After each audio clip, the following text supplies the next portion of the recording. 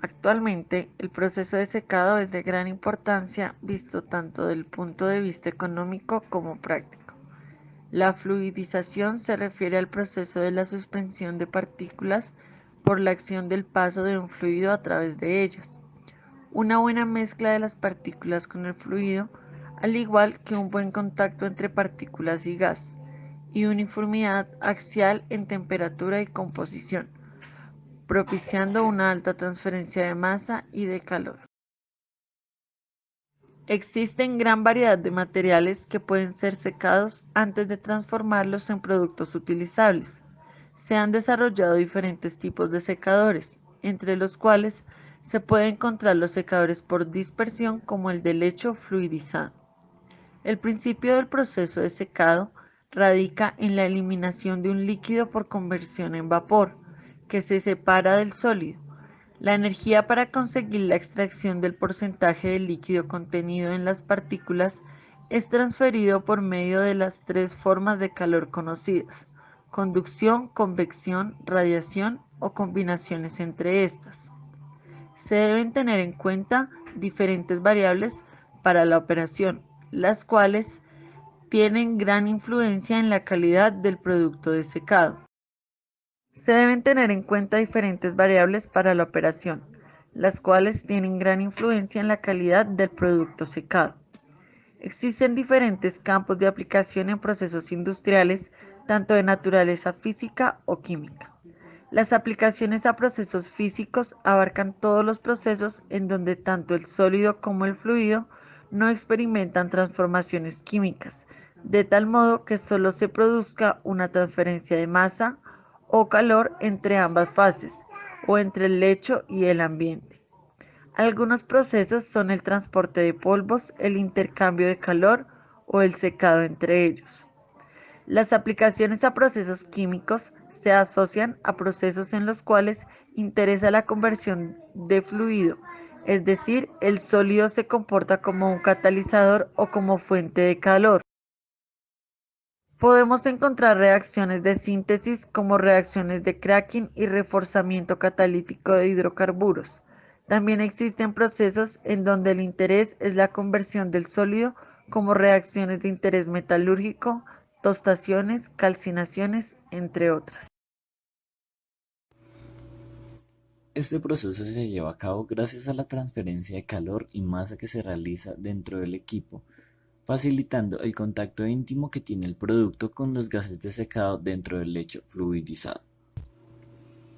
El secado del lecho fluidizado continuo. La alimentación se realiza por el extremo superior del lecho, donde cae y se pone en contacto con una corriente de aire caliente, produciendo de esta forma la fluidización y evaporación.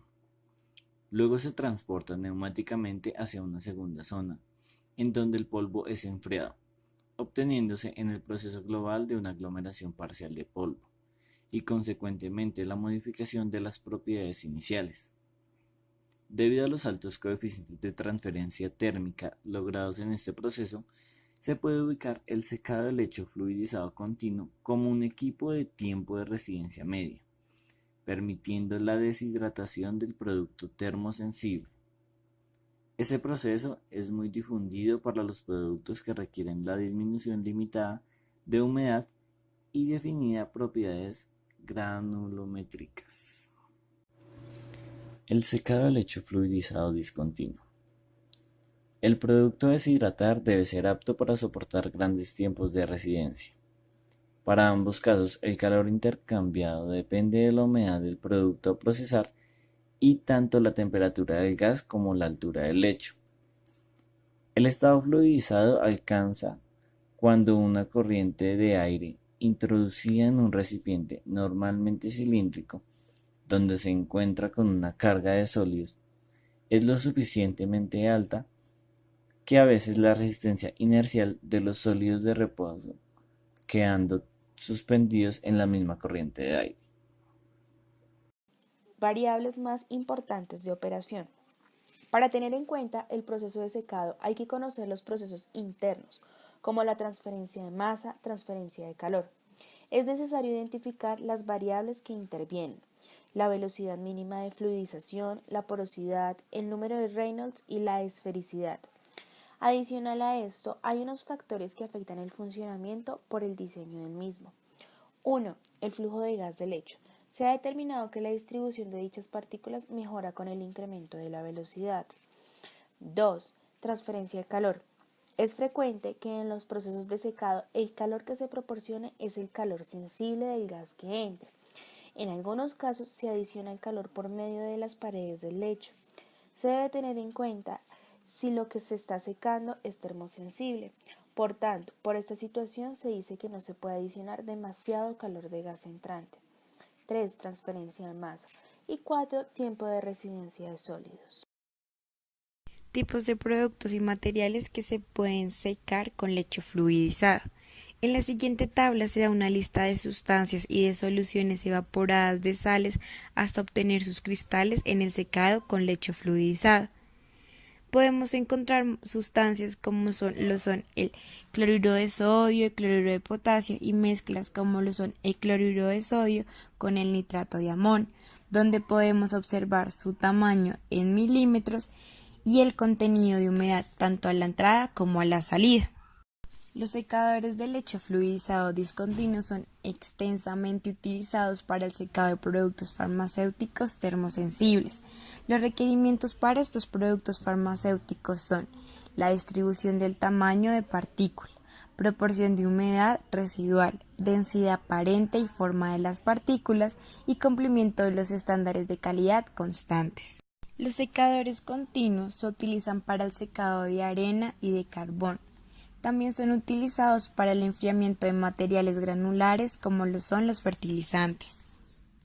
También los lechos fluidizados tienen otras aplicaciones como lo son la clasificación mecánica de las partículas en base a su tamaño, forma y densidad, lavado o lixiviación de partículas sólidas, cristalización, absorción o intercambio iónico, intercambio de calor por lecho fluidizado, reacciones catalíticas heterogéneas, combustión de carbón por lecho fluidizado, gasificación de carbón por lecho fluidizado y bioreactores de lecho fluidizado. Veamos con detalle algunas de las aplicaciones. Combustión de carbón por lecho fluidizado. Es una tecnología que permite una mayor flexibilidad en el uso de los combustibles como carbón, biomasa, residuos. Además de esto, permite un mayor aprovechamiento y una mayor transferencia de calor producida durante la combustión. El lecho fluidizado está formado por un combustible en pedazos, que equivale del 2 al 5% del lecho aproximadamente, y el lecho propiamente dicho, que puede ser ceniza, piedra caliza, material adicional, entre otros. El proceso no se permite la fundición del lecho, debido a esto la temperatura está limitada entre 850 y 900 grados Celsius. El lecho de fluido sustenta el combustible sólido mientras se bombea aire hacia arriba durante la combustión, formando remolinos que favorecen la mezcla de gas y del combustible. Gasificación de carbón en lecho fluidizado. La gasificación del carbón se ha centrado en el suministro de un combustible gaseoso limpio y flexible para la alimentación de plantas industriales, aisladas del suministro de gas natural y para centrales generadoras de energía por ciclo combinado. La gasificación de carbón se utiliza en muchos países por la producción comercial de gas y de compuestos carboquímicos. La elevada eficiencia de los procesos de ciclo combinado que usan gas natural como combustibles ha llevado a poner una vía posible para un aprovechamiento limpio y eficiente de carbón, su conversión a gas mediante la gasificación. Reactores de lecho fluidizado. Las refinerías han ido adaptándose para producir cada vez mayor porcentaje de fracciones ligeras. Se ha pasado de la refinería que hace el fraccionamiento del crudo por destilación atmosférico o al vacío a la compleja refinería que convierte mediante el craqueo catalítico las fracciones pesadas en fracciones ligeras. En principio, la ruptura del hidrocarburo da lugar a una nueva parafina más corta y una oleofina. De acuerdo a esto, la realización del craqueo, que se da de la fase líquida o gaseosa, dependiendo de la volatilidad del aceite tratado, la presión y la temperatura, obliga a calentar la fracción tratada a una temperatura determinada y de la forma más homogénea posible. Estas operaciones serán continuas. Esto se realiza con el fin de resaltar los siguientes objetivos. Primero, reducción de la viscosidad de los residuos pesados por destilación atmosférica. Segundo, producción térmica de gasoleo. Y tercero, aprovechamiento máximo de las partes volátiles.